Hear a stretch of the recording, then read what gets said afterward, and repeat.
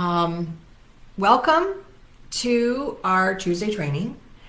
Today we are going to be talking about your pain points and your clients. Last week we talked about knowing your audience and how that helps you grow your business. So we identified the ideal customer. We went over and analyzed their behavior and how to create messages that really connect based on that information.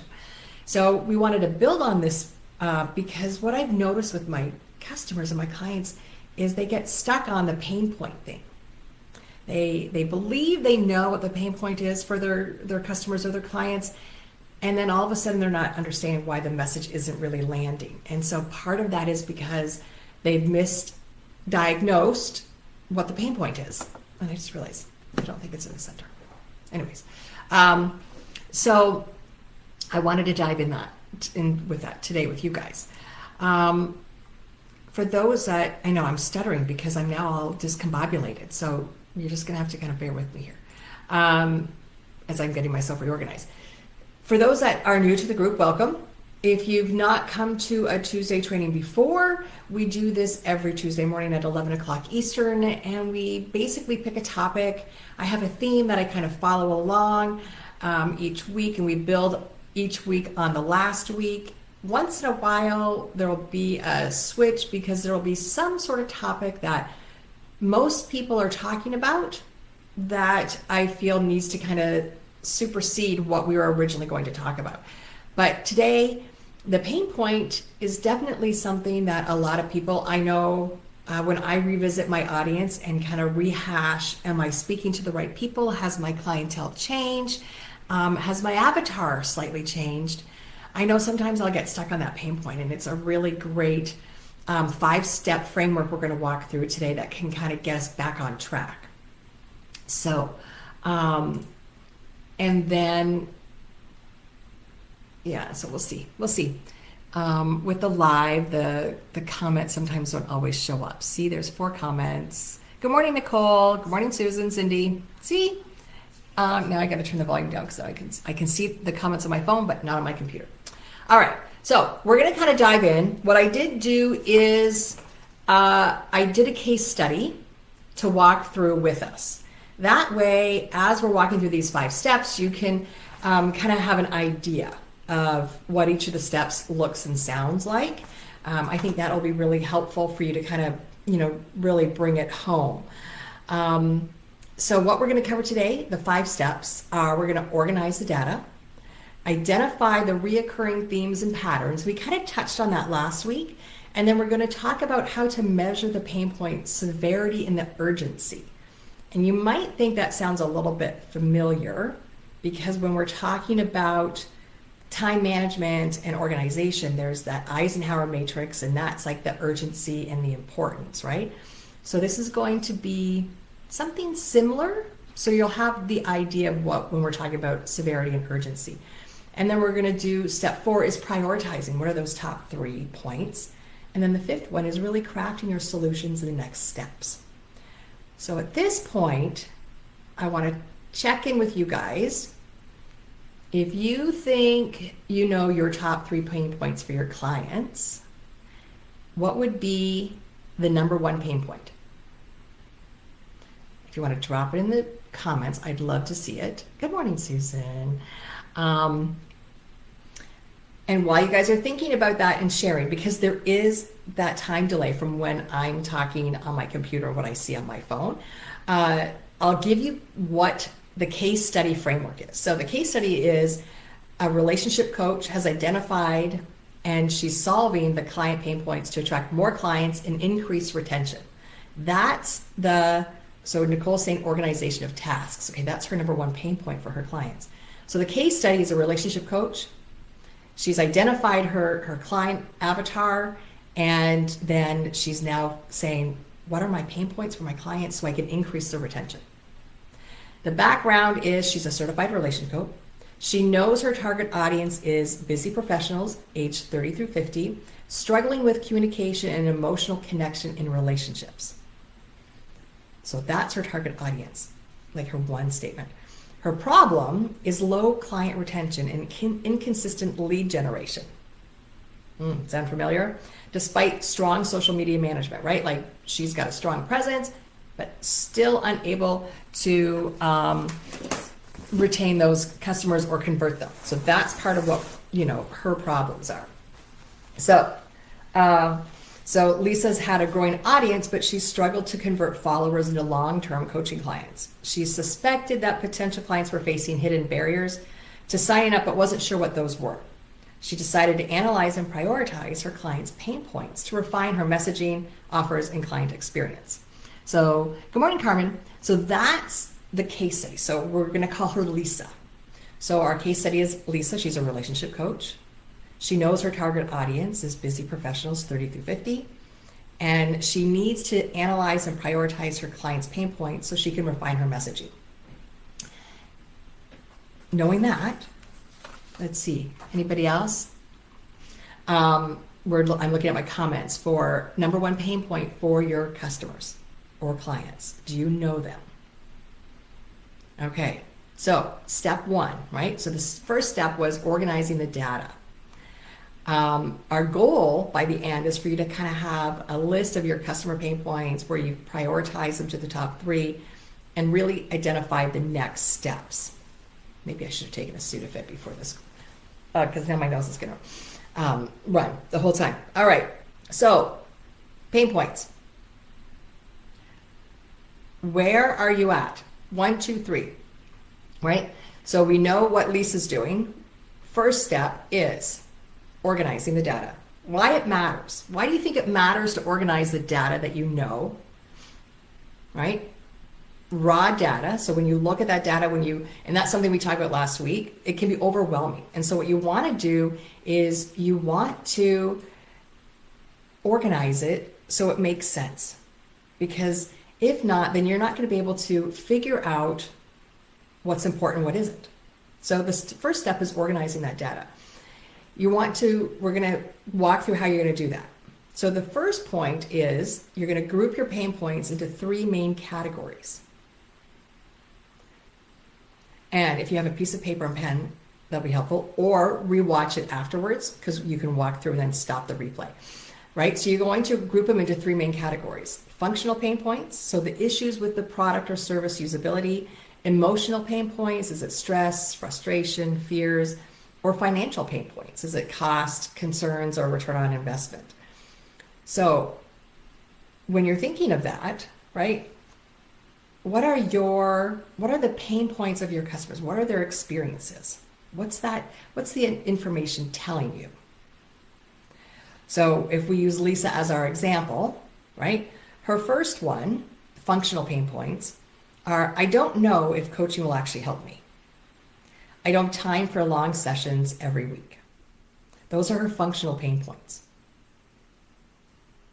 I'm going to keep looking at the comments in case you guys come up, right? The second one is those emotional pain points. I feel embarrassed asking for relationship help. I'm scared of facing deep emotional issues. The financial pain points are coaching is expensive and I'm not sure it's worth the investment. I actually saw that question in another group this morning. Somebody was asking that exact same question. And I'm worried I'll pay for this and not see real change. So when you think of those 3 pain points, right? So Nicole had mentioned organization of tasks, right? So if we kind of step over to Nicole's clients, their functional pain points are, so for those that may not know, Nicole's been around for a long time with us as a member here. She's a virtual assistant. So her clients, Nicole, think about what would be a functional pain point for you. And Susan is an amazing jewelry creative where she makes these amazing pieces of jewelry. So Susan, for you, like what would be a functional pain point? Right? So from a product perspective, it may be a little bit challenging. So you're going to have to kind of flip that script a little bit. And then think about the emotional pain point. Embarrassed to ask for help from Nicole as a virtual assistant. I should be able to do my own stuff. I shouldn't have to ask for help, right? And as women, we kind of get that societal impression where it's like, I'm supposed to be able to do it all and I shouldn't ever have to ask for help. And then Another one for Nicole might be scared of letting go of control. Financial, can I afford a virtual assistant? For Susan, can I afford her beautiful jewelry? Right? And one for Nicole, will I really see that there's a saving of time and energy of less stress? For Susan, it might be, am I going to really like the jewelry once I get it home? I'm going to have buyer's remorse, right? And we know how that goes. We see something and we really like it, and then we get home, we're going, why did I buy that? So when you're thinking of that, organizing those 3 pieces of groups of pain points are going to be really helpful for you to organize that information. So that's step 1. So step 2, we're going then into identifying, is there any reoccurring themes or patterns? And we talked about this one last week as well, right? And it's important because we need to know what is the most common and the most deeply felt issues, because those are the ones that need to be a priority. So let's see. Oh, comments. Yes. So Susan says control is a big one. I got to keep scrolling my phone. Right? So those are kind of what are the most common and what are the most deeply felt ones, right? And that's when we kind of get into that emotional pain point. Those are the ones that really kind of hit us in the heart center. So, so Susan's saying financial pain point for my clients. Can I let go of this fun money? Is it worth spending money on myself? Yeah, see, so financial pain point, that second statement, Susan, is your emotional pain point, that self-worth. Am I allowed to spend this money on myself? Right? So that's a big one. Perfect. I love that. So if we jump into Lisa, our case study, what she noticed was many potential clients showed interest but didn't book sessions. So no follow through. And the most common concerns in her DMs and emails were, I don't have time. And what if this doesn't work for me?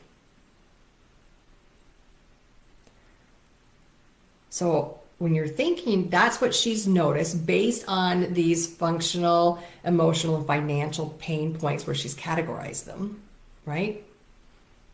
That's what she's starting to notice as far as themes, the underlying themes, right? Price concerns were mentioned a lot. The biggest hesitation was fear and uncertainty. So I think that really relates to you, Nicole, and Susan as well for your product base, right? So even if whoever else might be watching, I'm trying to think. So yeah, Carmen, you're in a service-based industry as well, right? So price is going to be a concern for most people. So what is your insight? When you start to think of these themes and concerns, right?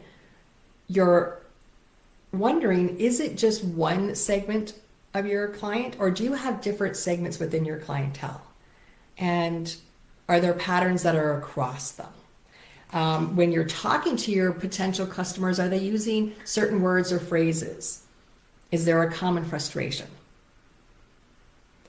So as you're kind of diving into identifying those pain points, you want to be able to say, what are the key words, right? So price is one, right? So 2 is that self-worth thing. And even Nicole, for you, good morning, Michelle. Like that might be something for you too, right? It's like, am I really that busy that I deserve to have a virtual assistant? Like, because that becomes an investment in my time as well, right? Investment in me. So product-based business, I'm buying something for me, right? For Susan. So that emotional hesitation, the fear, right?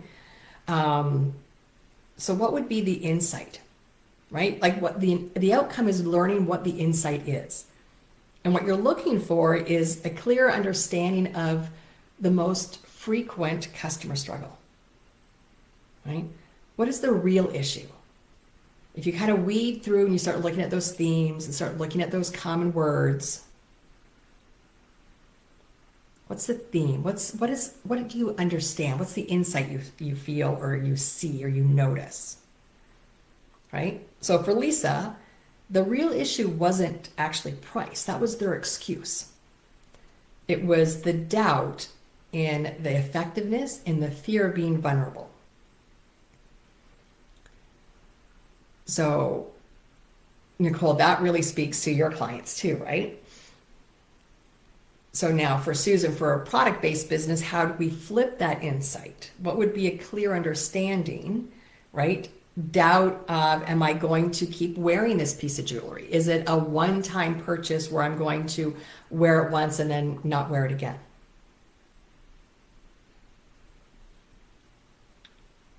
So that might be then that fear, instead of vulnerability from a service-based investment, from a product-based investment, it might be, oh, changing my mind and buyer's remorse. And then what do I do from here? Right? So that's step number 2, right? So step number 1 is organizing that data. And then step number 2 is identifying your themes and patterns. Yeah, so I keep looking down because this is my case study notes. So I'm not having to, I didn't want to try and remember it all.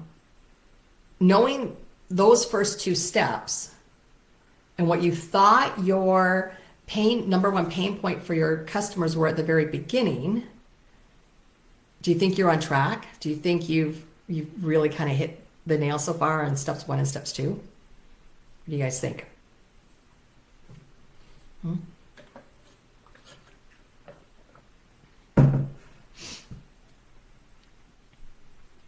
Because the 3rd step is measuring the pain point, the severity or the urgency.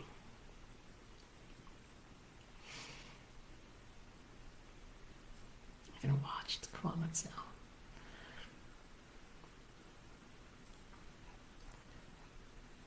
Oh, hello, Cindy. Good morning, Jean Ann. See, now some of the comments are showing up on my computer. Craziness.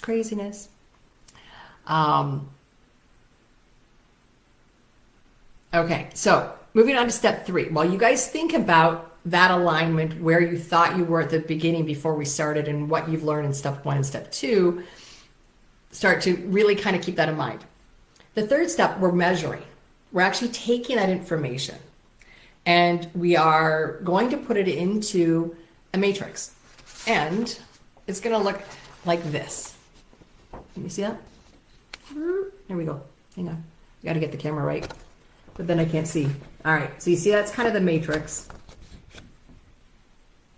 And this is for our case study. So basically, you're going to have your list on the one side, right? So the right side is your pain point, and then frequency, impact, urgency, and total. So it's a 5 column, and then your kind of your 3 or 4 rows. So thinking about this, one of the pain points for Lisa was doubt about coaching effectiveness. And you're going to under frequency 1 to 5. How often does that show up? Like when you're looking at that, the reoccurring themes from step 2, that data, how often does the effectiveness of your service or whatever that pain point is, how often? So what's the frequency? 1 to 5. What's the impact on, right? So 1 is the lowest, 5 is the highest for each category. So what's the impact? 1, it's a low impact on the decision making, or 5, it's a high impact. Urgency, low. 1, it's not very urgent. 5, it's like super urgent. So for Lisa, right, it was her doubt of coaching was frequency 5, impact 5, urgency 5. Time constraints 4, 5, and 4. I'm just going to check comments now too. Right? Fear of emotional vulnerability, 4, 4, 4. And then price concerns was the lowest at 3, 3, and 2. And then you're adding them up. And when you have those total scores on the right-hand side, now that I have my left and right, on the right-hand side, you can actually see what is the biggest pain point, the biggest block that's stopping them from taking it to the next step.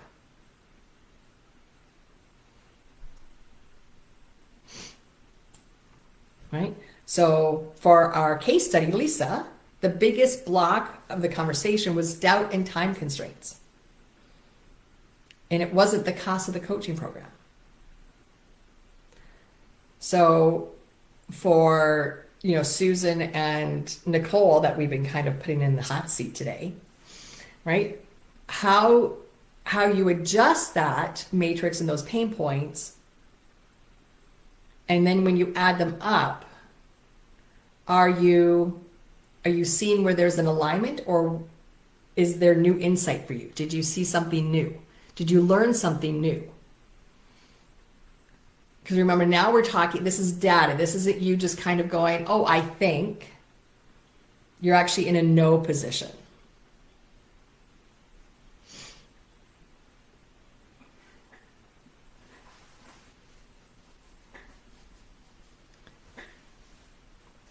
And I will put a copy, actually, I'll put a copy of this case study as a PDF. And I will drop it likely in the files section. Now that I'm saying that, I don't know if I can add it to the comments, maybe, but I'll create a PDF of it so you guys can use it as an example and follow it along as a worksheet. So when we have that matrix done and we have that insight and we know what the biggest roadblock is for our customers, that biggest pain point, right? Now we want to prioritize them.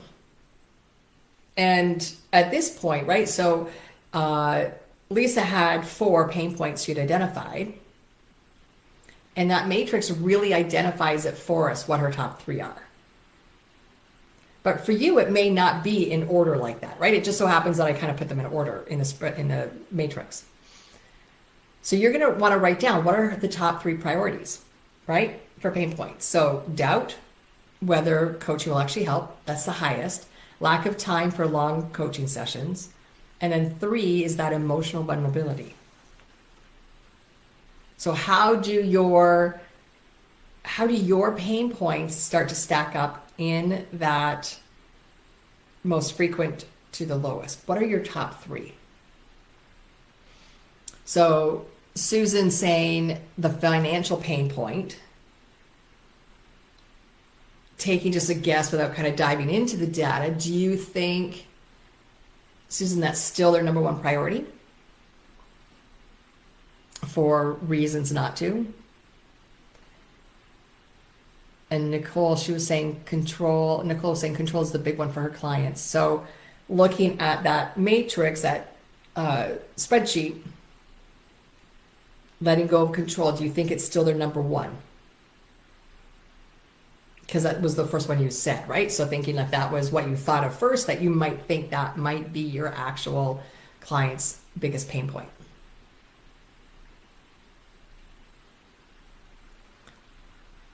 Now that you know the top 3 and in order, right? You've ranked them, right? This really gives you, good morning, Jenny. This really gives you a clear list for marketing and your product development and the messaging around your sales.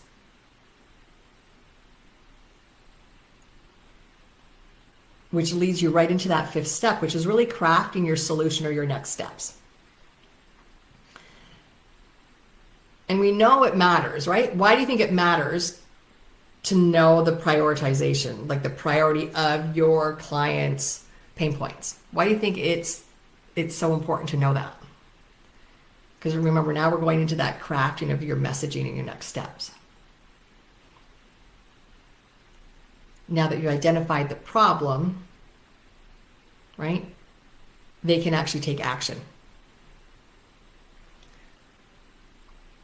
So your messaging becomes on point, right? So you're going to want to define 1 or 2 ways to address each of the pain points. New products, better messaging, improve your services, add value to your services, right? when you're content marketing and creating that content and your scripts for sales, whether it be through DMs or cold calls or follow-up calls, right? You're going to adjust that verbiage based on the information that you learned.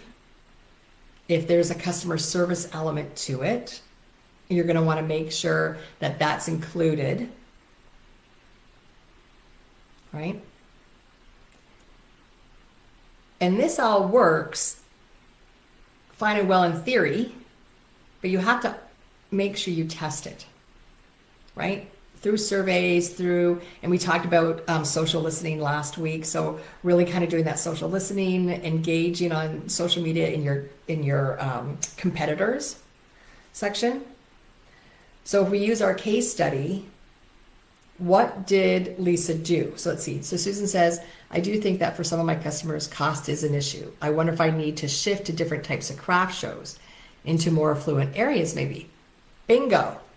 If you, like when you go through that, if you identify financial constraint or the cost is that number one pain point, then you want to make sure you adjust that avatar and your focus for your marketing to the locations that are going to be able to have that disposable income that they can, and the confidence they can spend it without questioning, right?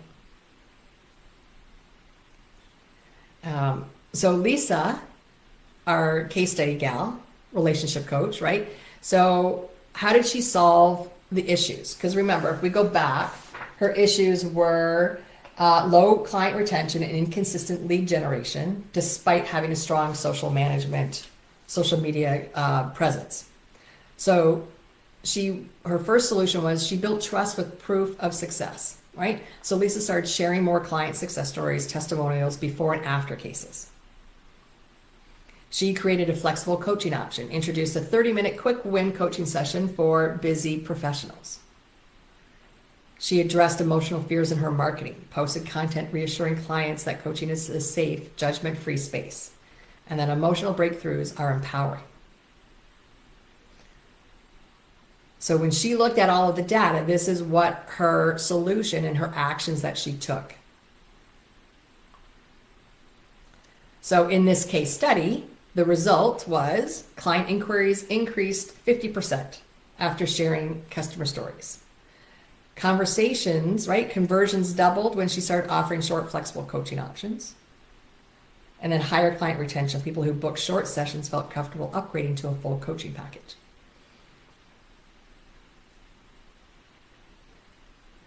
So that was our case study. That's where she found her results. Because when you create an actionable solution or step to address each of those pain points, you're going to see a strategy unfold. And it'll be way more effective. And for those that may be jumping in, for today, I created a case study. So that's why I keep looking down at my papers, because I'm reading my notes for the case study, so I didn't have to memorize them. And I'm looking at comments on my phone, so I keep going back and forth. So as we are moving through these 5 steps, looking back to the first question I asked, how well do you think you know your pain points of your customers/clients? What was the number one pain point? Keeping that in mind, after walking through these 5 steps, were you on point? Do you still feel that that is the number one pain point for your customers or your clients? And if not, what do you think it might be? And obviously, you're not going to run through these 5 steps in like 20 minutes, 25 minutes like we did today. Right? You're going to take some time, and you're going to allow yourself time and space to read into it and expand on it. What are you guys thinking? Were you right, or did you have to adjust?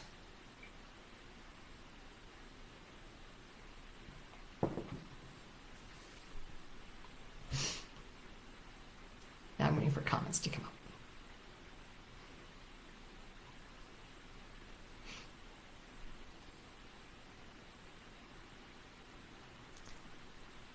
So I have a challenge for you guys. I will put up this case study and it'll walk you through everything. I would love to see each of you create one actionable solution for your top pain point and share it with us.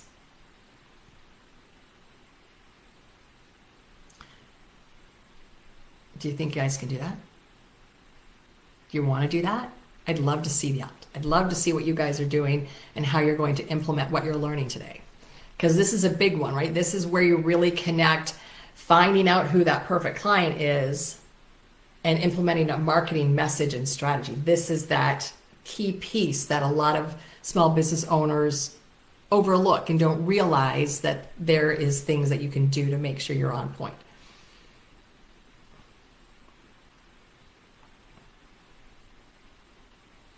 Questions, comments, feedback, helpful.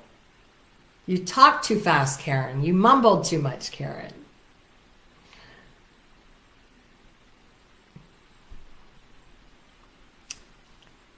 So, questions. What do you guys got for me?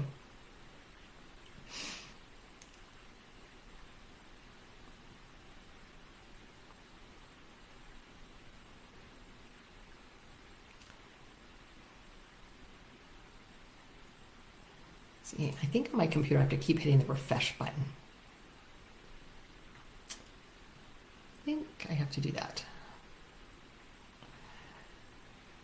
Okay, so while you guys are thinking of your questions, and your questions don't have to be related to just this. Like this was the topic we're talking about, but if you watched last week's training and you have questions about that, or you have different questions, now's the time. This is kind of like a free-for-all Q&A.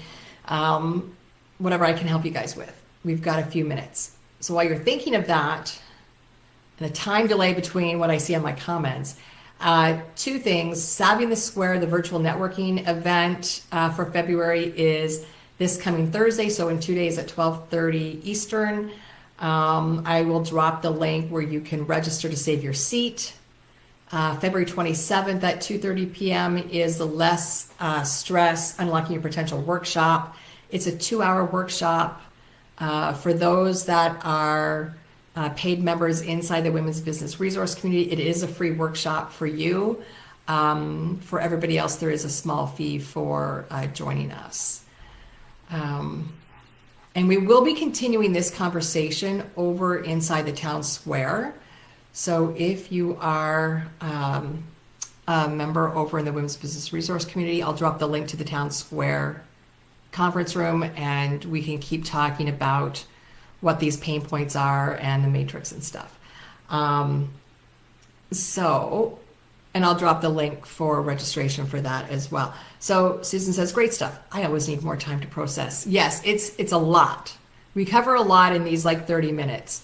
So I don't take it personally if you guys don't have questions right away, which is why I always tell you guys, if you have comments during the replay, and I do not respond within like 24 hours, please shoot me a DM and just kind of nudge me to say, hey, I had a question from the training this week, so I can get back to you guys. Because Facebook, well, it's ornery sometimes, and it doesn't always tell me that I have a comment or even a tag notification. So I think that's it for today. If there's no questions, reach out if you do. I'll drop all those links, and it'll take me a little bit to put together this PDF of the case study, but I will get that and drop it in the files as well for you guys. And other than that, thanks for joining us today. I really appreciate you guys being here. It's always fun, and we will see you guys all next Tuesday. Have a great week. And if you're in mid-Michigan, we are supposed to get inundated tomorrow, like up to 8 inches of snow. So if you are in this area, please stay safe. All right, talk to you guys all soon, and thanks for joining. See, now I always got to find the end button on the live. So I think, and then I talk to myself, and you guys get to laugh at me while I do it. All right, have a great day.